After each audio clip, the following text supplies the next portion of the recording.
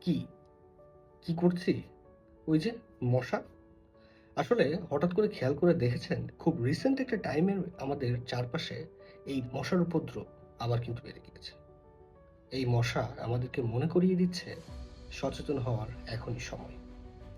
সচরাচর আমরা সেই সময়ই সচেতন হই যখন আসলে এই প্রকোপগুলো এমন একটা পর্যায়ে যেয়ে দাঁড়ায়, আমার পরিবারের কোনো একটা সদস্য বিশেষভাবে আক্রান্ত হয়ে গেছে।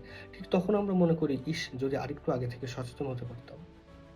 তাই আসুন, ডেঙ্গু ঝুঁকি বাড়ার আগেই, বর্ষা মৌসুম আসার পূর্বেই আমরা প্রস্তুতি নিয়ে থাকি যে কোথায়, কোথায় আমাদের জলাবদ্ধতা হতে পারে, কোথায়, কোথায় স্বচ্ছ পানি জমে আছে আমাদের ছাদে, বাড়ির পাশে।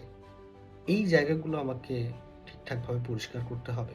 যেন আমি এবং আমার পরিবার, পুরো পরিবার ধরেই যেন আমরা সুস্থতা নিয়ে বাঁচতে পারি। কারণ এই ডেঙ্গুকে আসলে এত ছোট করে দেখার কিছু নেই। ডেঙ্গু থেকে অনেকেই ফিরে আসছে, কামব্যাক করছে, এর রেকর্ড আছে। কিন্তু সেটার জন্য কতটা কষ্ট তাকে করতে হলো। আবার যারা ডেঙ্গু রোগে মৃত্যুবরণ পর্যন্ত করছে, তারা কেন মারা যাচ্ছে? কারণ আমাদের বডি ইমিউনিটি যে ক্ষমতা, এটা সবার একরকম নেই। তাই মূল যে জায়গাতে সমস্যা, মূল জায়গাটা ঠিক করাটাই আমাদের জন্য সবথেকে বেশি জরুরি। তাই আসুন, সকলে মিলে ডেঙ্গু প্রতিরোধে এখন থেকে কাজ করি। নিজের পরিবারের সকলকে যত্নে রাখি, ভালো রাখি। বিশেষ করে আমাদের ছোট বাচ্চা শিশুদের জন্য।